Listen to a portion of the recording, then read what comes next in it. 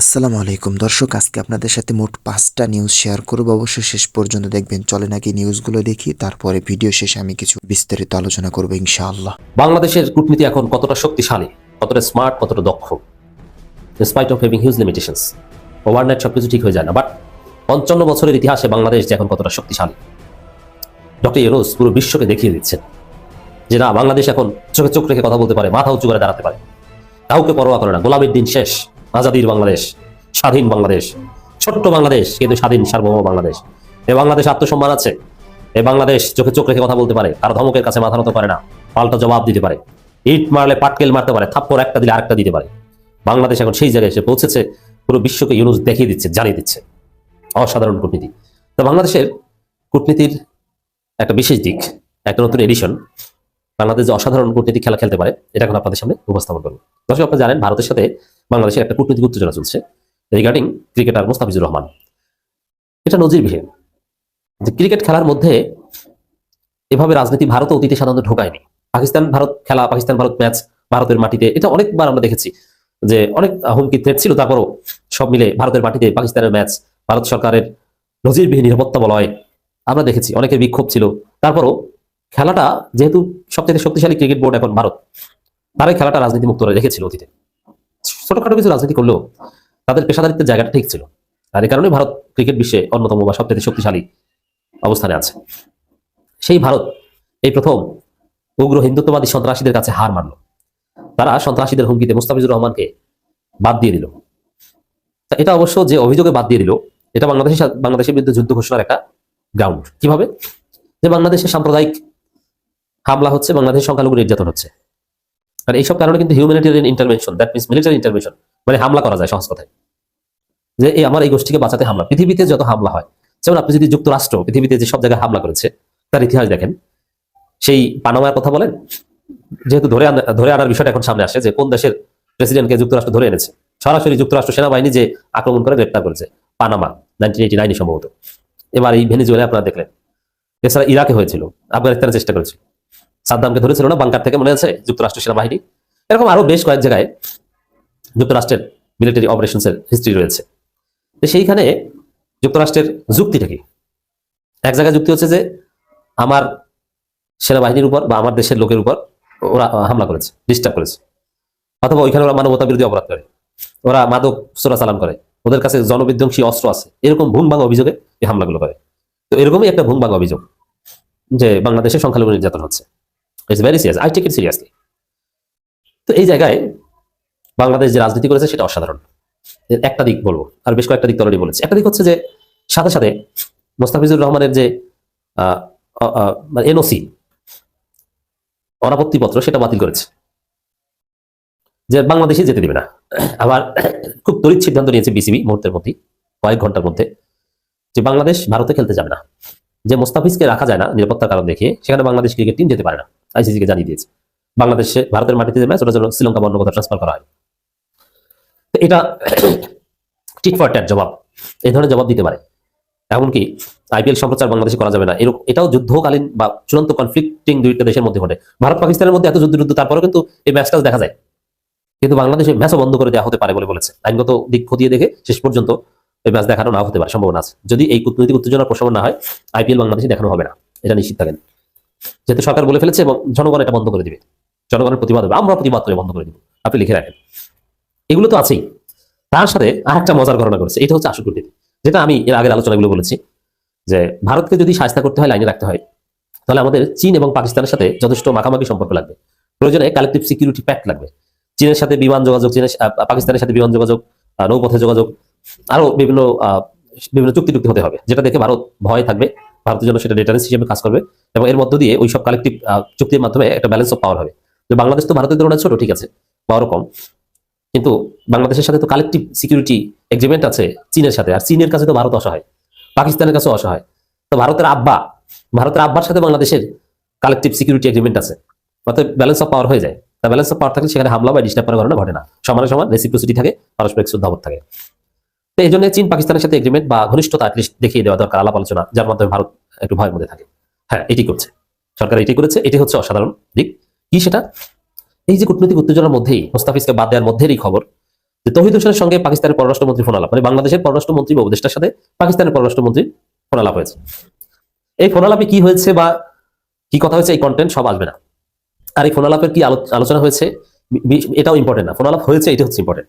কারণ এই ফোন আলাপ একটা বার্তা যে ভারত তুমি ফাইজলামি করো, বাংলাদেশে সংখ্যালঘুদের যে অভিযুক্ত ইন্টারভেনশনের চিন্তা করো, আমার সাথে কিন্তু পাকিস্তানের মাখামাখি চালাকি করো। ওদিকে পাকিস্তানের একজন হুমকি অলরেডি দিয়ে দিয়েছে, পাকিস্তানের মিসাইল ভারতের দিকে তাক করা আছে, বাংলাদেশের সাথে ফাইজলামি করলে কিন্তু খবর আছে। এই যে ডিপ্লোমেসি, এখন ওইটা বাংলাদেশ বলিয়েছে কিনা জানি না, বাংলাদেশ বলাতে পারে যে ভারতকে এরকম বলো যে বাংলাদেশের সাথে ফাইজলামি করলে আমরা কিন্তু আসি, একদম পিছন থেকে দিয়ে দেবো।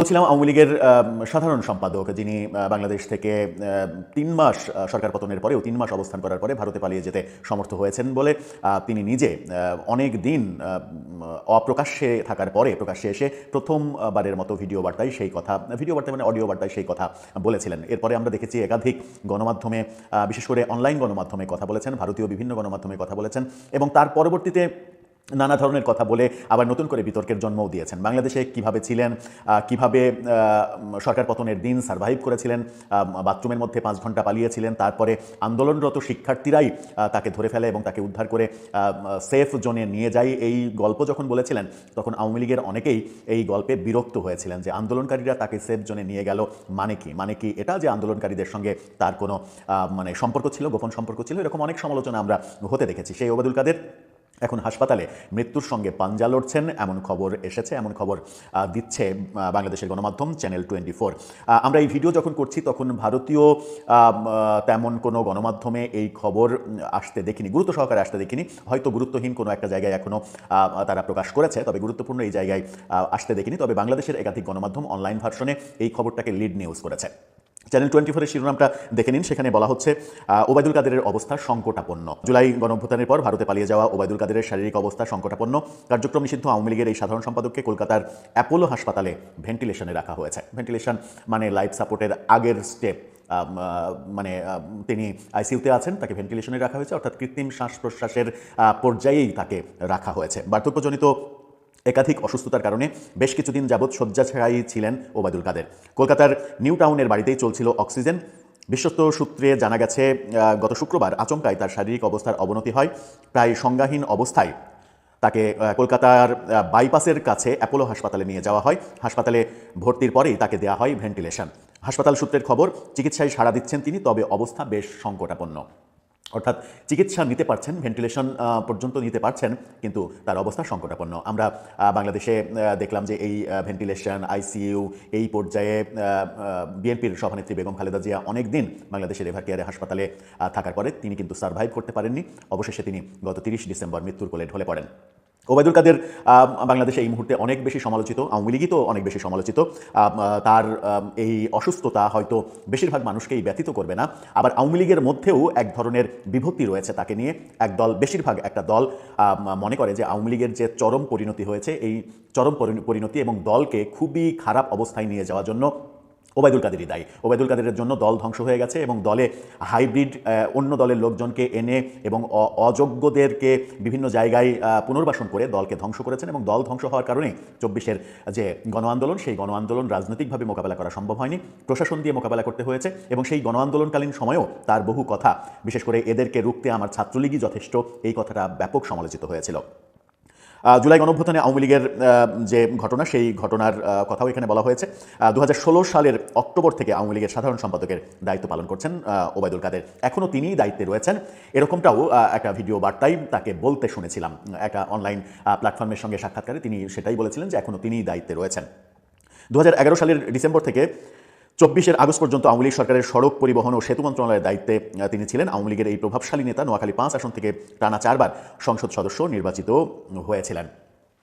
তিনি সাধারণ সম্পাদক হলেন সৈয়দ আশরাফকে সরিয়ে, যেটা নিয়ে সবথেকে বেশি আওয়ামী লীগের মধ্যেই সমালোচনা রয়েছে।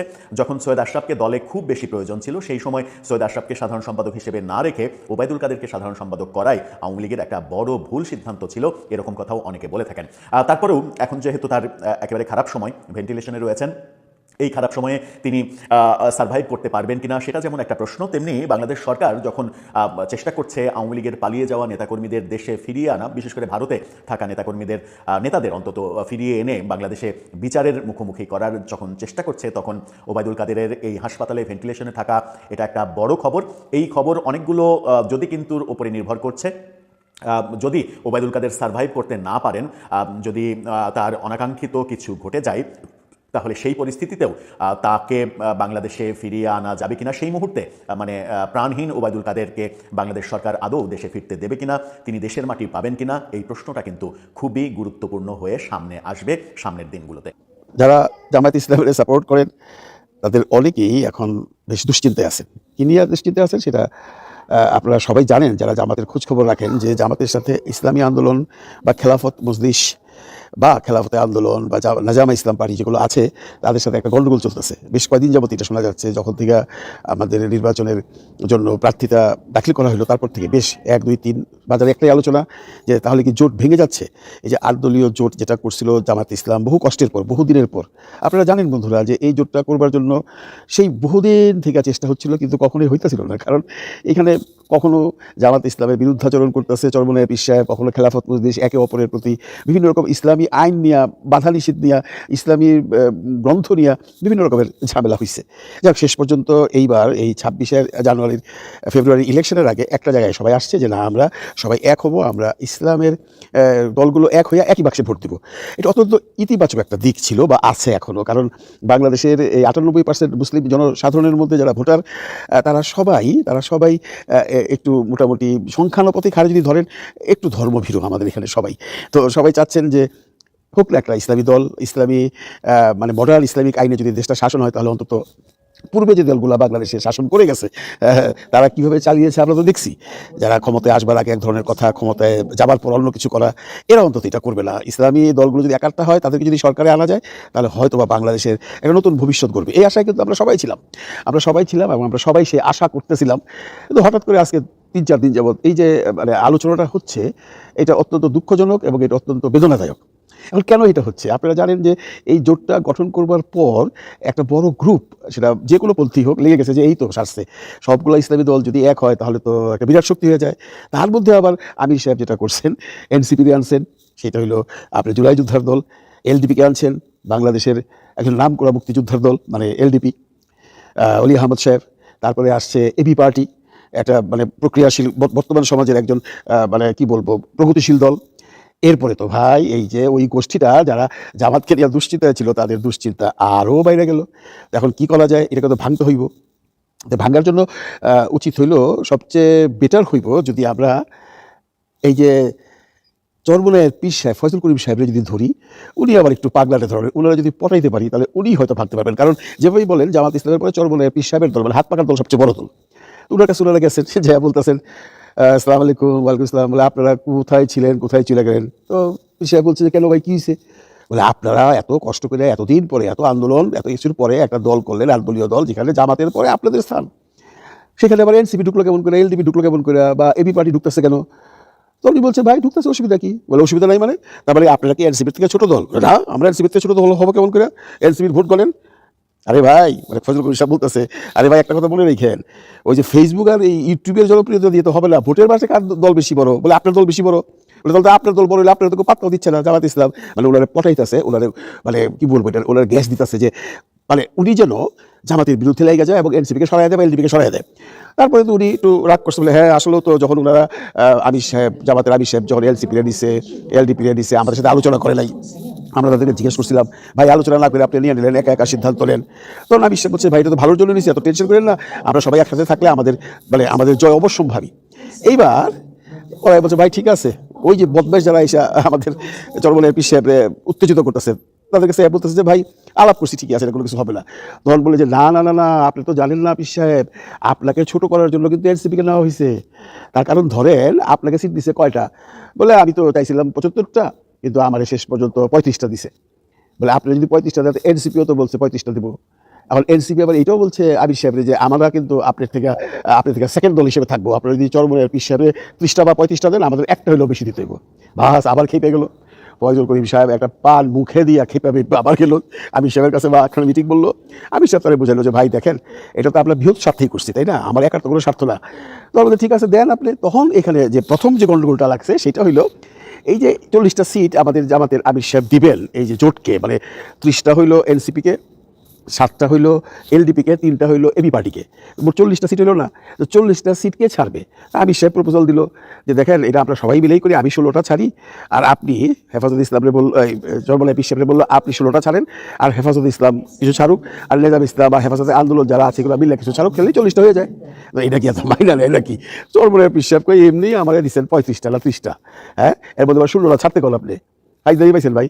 মানে আমি শতটা ব্যবহার করলাম, ভিতরে তো কথা বলে নাই, মানে মোটামুটি উনি একটু রাগ করছিল, রাগ করে সেই যে মনে আছে বিএনপির কাছে গেছিল, বিএনপির কাছে গেছিল বেসিক্যালি থ্রেট করতে। তো এনিওয়ে এখানে আমি একটা কথা বলি যে চরমনের পি সাহেবের যে 35টা সিটের মধ্যে যদি 16টা ছেড়ে দিতে বলে উনি কি এটা মানবে? উনি এটা মানবে না। আবার হেফাজত ইসলামের বোধহয় 15টা না 13টা দিছে, ওর মধ্যে সে 8টা ছাড়তে কইতাছে, এরকম একটা সংখ্যা হয়তো বা একটু এদিক ওদিক হইতে পারে। এটাও তো হেফাজত ইসলাম মানতেছে না, তাহলে সিটগুলো আসবে কই থেকে? এইটা দিয়ে এই প্যাচটা লাগছে, আর এই প্যাচটা লাগাইতেছে ওই যে শয়তান পিছনে লেগে রয়েছে আজকে বহুদিন যাবৎ যখন থেকে এই দলটা জোট গ্রহণ করছে। এখন অনেকেই চিন্তায় আছেন বা আমরাও চিন্তায় আছি জোটটা কি ভেঙে যাবে? না, জোটটা ভাঙবে না, আপনারা মোটামুটি শিওর থাকেন। কারণ এই জোটটা ভেঙে কে কোথায় যাবে? আমি তো মানে আগেও বলছি যে হাত পাখা যদি একা মানে নির্বাচন করে তাহলে ওনার রেজাল্ট খুব একটা ভালো হবে না, কিন্তু যদি জামাতের সাথে জোট করে তাহলে ওনার রেজাল্ট ভালো হবে, অনেক ভালো হবে। কারণ হাত পাখার আগের রেজাল্ট কিন্তু খুব একটা ভালো ছিল না, আপনারা সবাই জানেন। কিন্তু এখন তার অনেক মুরিদ আসছে, এখন তার অনেক ভোটার আসছে। সত্যি কথা বলতে কি জামাতে ইসলামের পরের যে ভোটগুলো পড়বে সেটা এই হাত পাখার মানে চরমনের পীর সাহেবের ঘর থেকেই আসবে। এমন অবস্থায় ওই যে গ্রুপটা শয়তান গ্রুপটা, যে শয়তান প্রথম থেকে পিছিয়ে লেগে রয়েছে, এই শয়তান তো পিছু ছাড়তেছে না। এই শয়তান কিন্তু এখন পর্যন্ত উত্তেজিত করতেছে আমাদের চরমনের পীর সাহেবের। এখন আবার নতুন করে বলতেছে সিট নেগোসিয়েশনের পরে যে আমাকে অমুক সিটটা দেন, কোন সিটটা? চিটাগাঙ্গের সাধারণ সিটটা দেন, আমাকে তাহের সাহেবের সিটটা দেন, আমাকে কক্সবাজার 2 দেন। মানে যেখানে জামাত আজ পর্যন্ত আধিপত্য নিয়ে বসে আছে সেখানে তারা সিট ডিমান্ড করতেছে। মানে যে কোনো অবস্থাতেই জামাতের আমির সাহেব এই গন্ডগোলটাকে মিটাইয়া দলটাকে জোটটাকে টিকায় রাখতে যেতেছে, ততবারই সেই শয়তানের দলগুলো আইসা তারা উত্তেজিত করতেছে। আর এই ভদ্রলোক বেসিক্যালি তো সবসময় একটু রকচটা, আপনারা জানেন। কিন্তু ওনার বড় ভাই কিন্তু আজকে আবার আইসা একটা কথা বলছেন সবার সামনে, আপনারা হয়তো অনেকে দেখছেন যে না এগুলো এত টেনশন করার কিছু না, একটা নেগোসিয়েশন হবে।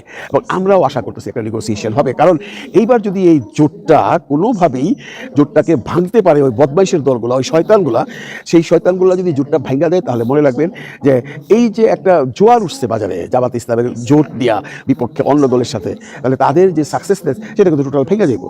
এটা চিন্তাটা জামাতের আমির সাহেবের আছে, এই চিন্তাটা হাত পাখার আমির সাহেবের আছে, এই চিন্তাটা আমাদের মামুনুল হক সাহেবের আছে। তো এই সমস্ত চিন্তাভাবনা নিয়ে এখন জনগণ যারা আমরা জামাতকে সাপোর্ট করি বা জামাত ইসলামের দলকে ভোট দেবো বলে চিন্তা করতেছি বা যারা তাদের জন্য কাজকর্ম করছে তারা খুব দুশ্চিন্তায় আছে। অনেকেই ভাবতেছেন এখন পর্যন্ত তো কোনো সমাধান হচ্ছে না। বাইরে সমাধান একটা হবে, সমাধান হয়ে আসার কোনো উপায় তো নাই। কারণ কে কোথায় যাবে, এর জন্য আমাদেরকে ওয়েট করতে হবে এই 20 তারিখ পর্যন্ত। আপনারা দেখেন আমার যা মনে হয় এই যে আলোচনাগুলো হচ্ছে আর ওই যে শয়তান পিছনে লেগে রয়েছে, যে শয়তানকে সরানো যাচ্ছে না, ও কিন্তু ঘুরে ফিরা 20 তারিখ পর্যন্ত ট্রাই করবে।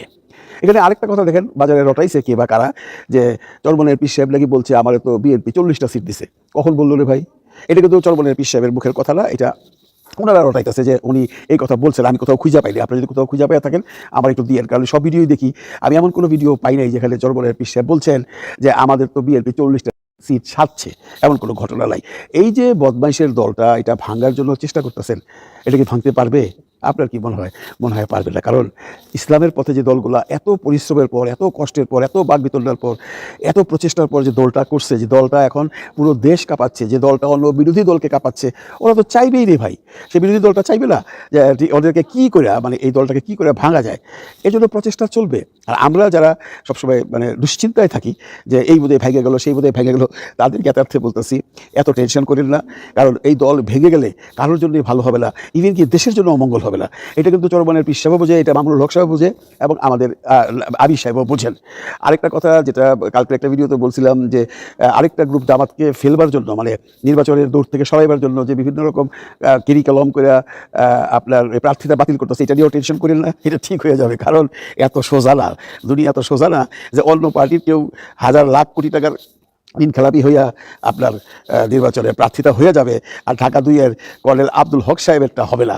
তো এইগুলা টেনশন করেন না। আপনারা যেভাবে জামাতকে সাপোর্ট করতেন, জামাতকে যারা চান তারা আল্লাহর কাছে দোয়া প্রার্থনা করেন যে এই দলটা যেন না ভাঙে। আমি 100% শিওর কোনো অবস্থাতেই ভাঙবে না, তবুও মানুষের দোয়ার একটা ব্যাপার আছে। এবং এটা যদি ভাঙার জন্য যে চেষ্টাটা হচ্ছে সেই গ্রুপটাও করতে একেবারে ছোটোখাটো কোনো গ্রুপ না, ওরাও বেশ শক্তিশালী। ওদেরকে আবার ছোটো মনে করেন না, ওরা ওদের চেষ্টা চালিয়ে যাক, আমরা আমাদের চেষ্টা চালিয়ে যাব। তবে আমার একটা বিশ্বাস যে কোনো অবস্থায় হোক, ইসলামী এই জোটটা বহু বছর পরে হয়েছে, এইটা কোনো অবস্থাতেই ভাঙবে না। দুশ্চিন্তায় থাকেন না, শুধু নিজেদের মধ্যে আলোচনা করেন যে ইলেকশনের সময় কিভাবে জামাতকে আপনারা এগিয়ে দিয়ে যাবেন। 2024-এর যে কোটা আন্দোলন হয়েছিল, সেখান থেকে সেই আন্দোলন বৃদ্ধি হইয়া কোন পর্যায়ে গেছিল, একটা সরকার পতন হয়ে গেছিল, সেই ইতিহাস তো আপনারা এখনো ভুলেন নাই। আমরা কি আবার সেরকম কোনো আন্দোলন দেখতে যাচ্ছি যেখানে জুলাই বিপ্লবটাকে মোটামুটি মানুষের মন থেকে উঠে দেওয়া হয়েছিল? সবাই জুলাই বিপ্লবের কথা ভুলে গেছে, সবাই সংস্কারের কথা ভুলে গেছে, কেউ এখন হ্যাঁ ভোট না ভোট নিয়ে কোনো কথা বলে না, সবাই কি আগে জায়গায় চলে গেছে, ইলেকশন এমপি হবো, মার্কা পাবো, এই তো চলছে বাংলাদেশ। এই জন্য কি জুলাই যুদ্ধ হয়েছিল? এই জন্য কি 1400 প্রাণ গেছে? এই জন্য কি শত শত আহত পঙ্গু ছেলেপেলেরা এখনো তার জীবন যুদ্ধে লড়তেছে? তাই তো মনে হয় আমরা তো সেই জাতি, কিন্তু না, তা হতে দিবে না। হাদি শহীদ হয়ে জুলাইকে বাঁচিয়ে রেখেছে। আপনারা দেখতেছেন অবস্থা। ইনকলাব মঞ্চ এটা তো কোনো রাজনৈতিক দল না বন্ধুরা, এটা একটা প্ল্যাটফর্ম, একটা মঞ্চ। এরা প্রথম হাদির মৃত্যুর পরে লাগাতার তারা সেখানে শাহবাগ চত্বর, যেটাকে এখন অনেকে শাহবাগ চত্বর বলেন, আমি বলি শহীদ হাদি চত্বরে দিন রাত ওরা আন্দোলন করলো বিগত বেশ কয়েকটা দিন। সেই আন্দোলনে কারা আসছে? সেই আন্দোলনে কি ইনকলাব মঞ্চের সদস্যরা আসছে? না, আমরা বহু মানুষের ইন্টারভিউ দেখছি, হাজবেন্ড ওয়াইফ বাচ্চা নিয়ে আসছে, তাকে জিজ্ঞাসা হচ্ছে আপনি কি ইনকলাব মঞ্চের সদস্য? বলছে না, আমি ইনকলাব মঞ্চের কোনো সদস্য না, আমি হাদির জন্য এসেছি। আপনি বহু বাচ্চাকে নিয়ে আসছেন কেন? বলে আমার বাচ্চা আমাকে জিজ্ঞেস করছে হাদিটাকে কি হয়েছিল, আমি হাদিকে চিরা দেখেছি, আমি চাই আমার সন্তান হাদির মতো হোক। এই যে মানুষের সেন্টিমেন্ট নিয়ে ইনকলাব মঞ্চ চলছিল ভাই, দিন নাই রাত নাই, সারা রাত ছেলে মেয়ে, একটি দল সারাদিন থাকে, রাত্রেবেলায় চলে যায়, রাত্রেবেলা আরেকটি দল আসে, তারা সারাদিন ঘুমায়, তারপর আরো আসে, এইভাবে চলছিল। এবং বাংলাদেশে একটা নতুন আন্দোলন এরা সৃষ্টি করে রাখছে, সামান্য একটা মঞ্চ, যার কোনো পলিটিক্যাল ব্যাকগ্রাউন্ড নাই, যার পিছনে কোনো পলিটিক্যাল মদত নাই, এরাই তো জুলাইকে বাঁচিয়ে রাখতেছে। তারপর দেখেন এরা এত ভদ্র, এত মার্জিত, খালেদা ম্যাডামের জানাজার দিন তারা স্থগিত করলো, তারেক রহমান যেদিন হাদির অবস্থান জিয়ারত করতে গেল ঢাকা ইউনিভার্সিটিতে, সেদিন তারা অবরোধ দিয়ে অন্যদিকে চলে গেল। আবার আজকে ঢাকা ইউনিভার্সিটির মসজিদে জুম্মার নামাজ শেষ করে আজকে আবার বসছে, এবং মাগরিবের আগে তাদের সেই প্রোগ্রাম পোস্টপোন করে দিছে, স্থগিত করে দিছে। তারা বলছে 7ই জানুয়ারির মধ্যে যদি সরকার কোনো ব্যবস্থা না নেয় তাহলে তারা হরতাল দেবে, প্রয়োজনে অবরোধ দেবে, প্রয়োজনে সারা বাংলাদেশকে অবরোধ করে দেবে। কেন করছে ওরা? একটি হাদির জন্য করছে। হাদিটা কে? হাদি আমাদের পথ প্রদর্শক। হাদি আমাদেরকে বুঝিয়ে দিয়ে গেছে আমরা কোথায় ছিলাম, আমরা কোথায় আছি, আমরা কোথায় যেতে চাই। এর জন্য হাজারো লাখো জনতা ইনকলাব মঞ্চের পিছনে এসে শাহবাগে ঠান্ডার মধ্যে, কনকনে ঠান্ডা, মানুষ ঘরে থাকতে পারে না, সেইখানে সারা রাত থেকে আন্দোলন করছে। এটা কি চারটিখানি কথা? যার পিছনে নেই কোনো মদত, যার পিছনে নেই কোনো অর্থ, যার পিছনে নেই কোনো মানুষ, যার পিছনে নেই কোনো দল, সবই মানুষের ভালোবাসা। হাদিকে বাংলার সমস্ত মানুষ ভালোবাসতো, কিন্তু অনেকেই হাদিকে পছন্দ করতো না। আমরা বিভিন্ন টক শোতে দেখেছি, আমরা এটাও দেখেছি যে ফখরুল ইসলাম আলমগীর সাহেব ওসমান হাদিকে ছিলেন না, জিজ্ঞেস করছে পাশের লোকটাকে, এই যে ছেলেটা মারা গেছে কি নাম, কি মঞ্চ? ইনকলাব মঞ্চ বলেছিল। 3বারে হাদির নাম তাকে পাশ থেকে বলে দেওয়া হয়েছে। নীলিফার চৌধুরী মনি বলছে হাদি ছিল একটি গিনিপিগ। এইভাবে কথা বলবেন না ভাই, আপনারা হাদি হতে পারবেন না, আপনারা হাদি কেউই হতে পারবে না। হাদি একটাই জন্ম হয়, হাদি জন্মা। এবং এই জন্যই আজকে এত মানুষ এই হাদি চত্বরে এসে বসেছে। এবং এই যে আন্দোলন, এটা রূপরেখা কোন দিকে যাবে আমরা কেউ বলতে পারি না। এরা আজকে এদের যে সদস্য সচিব জাবের বলে দিয়েছে যে আমরা প্রয়োজনে সরকার পতন আন্দোলনে যাব। লক্ষণ ভালো না বন্ধুরা? কেন যাবে বা কেন যাবে না? সরকারের এই ছেলেটাকে ধরার পিছনে কতটুকু ইচ্ছা আছে সেটা এখন প্রশ্ন সাপেক্ষ। আপনারা জানেন ওর একটা ভিডিও আজকে 3 দিন যাবত চলছে, 3 রকম ভিডিও সে দিচ্ছে। সে বলছে আমি সার্জায় আছি, অমুক জায়গায় আছি, এবং এটা যে এআই নয় এটা প্রমাণ হয়ে গেছে। ইউনিভার্সিটি বলে দিয়েছে দিস ইজ নট এআই, এটা অরিজিনাল ভিডিও। এই এত কথা বলছে, এর লোকেশন ট্র্যাক করতে পারে না, সার্জায় হোক আর যেখানেই হোক, এ কোত্থেকে এই ভিডিওটা আপলোড করেছে ইচ্ছা করলে পারে। ইউনিশ সরকার পারে না এমন কোনো কাজ নেই, ওনার তো অনেক ক্ষমতা। উনি যদি ইলিয়াসের ভাষণ অনুযায়ী ইলিয়াসের পেজ বন্ধ করে দিতে পারে, এটা কিন্তু পেজ বন্ধ করে দিতে পারে, তাহলে কি ছেলেটা কোথা থেকে বার্তাগুলো দিচ্ছে সেটা পারে না? পারে তো। মানুষের এই জন্যই সন্দেহটা হয়। এই যে ছেলেটা লাগাতার ভিডিও দিয়ে যাচ্ছে এবং বিভিন্ন ধরনের লোকজনের নাম বলে যাচ্ছে, একজন র্যাবের কর্মকর্তা, একজন র্যাবের এএসআই, একজন র্যাবের ইনফরমার, নাম ধরে কি কাউসার নাম, আর কি নাম বললো, এদেরকে বলিয়ে দিচ্ছে ছেলেটা যে এই জায়গায় আছে। আমরা তো একটা জিনিস স্পষ্ট যে এই ছেলেটা একা দায়ী নয়, এর পিছনে একটা বিরাট গ্যাং জড়িত আছে, বিরাট একটা গ্যাং আছে। ওকে তো নাম বলে দিচ্ছে, তাহলে কেন সরকারের আইন শৃঙ্খলা রক্ষাকারী বাহিনী এই যে যাদের নাম বলা হচ্ছে তাদেরকে অন্তত ডেকে জিজ্ঞাসাবাদ করে না, বা তাদেরকে কেন তদন্ত করে না যে তোমাদের সম্পর্কে যে বলছে এই ফয়সাল, এগুলো সত্যতা বা মিথ্যা যাচাই করে প্রমাণ করো? পারে তো। সেইটা না করে 3 দিন আগে দেখলাম কি মিনিস্ট্রি অফ হোম থেকে বলা হচ্ছে, মেঘালয়ের পুলিশ বলেছে আমরা বাংলাদেশ থেকে আগত কয়েকজন সন্ত্রাসীকে ধরেছি। তার 2 মিনিটের মধ্যে খবর চেঞ্জ, বলছে মেঘালয় পুলিশ বলছে না আমরা এই ধরনের কোনো খবর ইনফরমালি দিইনি। এগুলো করে সরকার কি তার প্রতি সন্দেহটা বাড়াচ্ছে না? এই ইনকলাব মঞ্চের ছেলেরা যদি এখন সরকার পতনের আন্দোলনে যায়, এটা কি খুব ভালো হবে ইলেকশনের আগে? এবং এরা এটাও বলেছে যে আমরা আগামীকাল থেকে আগামী 2 দিন বিভিন্ন দলের কাছে যাব, যে তাদের কাছে 4 দফা দাবি নিয়ে আমাদের সাথে একাত্মতা ঘোষণা করতে বলবো। এখন দেখবো কারা আসে, কারা যায় না। আসা উচিত ভাই। আমি বৈষম্যবিরোধী আন্দোলন থেকে যারা এসছেন, এই নাহিদ, সার্জিস, এদেরকে বলছি দয়া করে আপনারা সেখানটায় যান। আমি বিএনপিকে অনুরোধ করবো আপনারা সেখানটায় যান। আমি সাদেককে অনুরোধ করবো আপনারা সেখানটায় যান। এদের হাতকে শক্ত করেন, কারণ হাদির বিচার যদি এই দফায় না হয়, ইলেকশন হয়ে গেলে হাদিকে সবাই ভুলে যাবে। আমরা হাদিকে ভুলতে চাই না ভাই, আমরা হাদিকে ভুলতে চাই না। আমরা শুধু আমরাই না, বাংলাদেশের কোনো মানুষই হাদিকে ভুলতে চায় না। এই আন্দোলন ধীরে ধীরে সমস্ত দেশে ছড়িয়ে পড়বে। এরপরে ইলেকশনটা বানচাল হয়ে যাবে। তাহলে কি ধরে নেবো কোনো একটা গ্রুপ চাচ্ছে ইলেকশনটা বন্ধ হয়ে যাক? আমরা তো চাই না, আমরা চাই একটা ইলেকশন হোক। এই আন্দোলনকে স্থগিত করতে হলে যে কোনো একটা বড় অ্যাকশন যদি গভর্নমেন্ট মানে স্বরাষ্ট্র মন্ত্রণালয় না নেয়, তাহলে এর আকার অনেক বিকট ধারণ করে ফেলবে, যেটার খেসারত হয়তো বা অন্যভাবে দিতে হবে আমাদের। আমরা সেই জিনিসটা চাচ্ছি না। এই ফয়সাল যে আছে, যেখান থেকে ভিডিও করছে এবং সে যে সমস্ত কথাবার্তা বলছে, অসংলগ্ন কথাবার্তা একবার ওকে দোষ দিচ্ছে। যদিও আমাদের কথা একটাই, ভাই তুমি যদি নির্দোষ হও, তুমি পালিয়েছো কেন, তুমি আসো এসে ডিরেক্ট পুলিশের কাছে সারেন্ডার করো। সেটা তো করছো না। তো ও কোথেকে কথা বলছে, ও কোন দেশ থেকে কথা বলছে, সেটা ভারত হোক, দুবাই হোক, সার্জা হোক বা বাংলাদেশ হোক, যেখানটাই হোক, এটা কিন্তু ধরা যায়।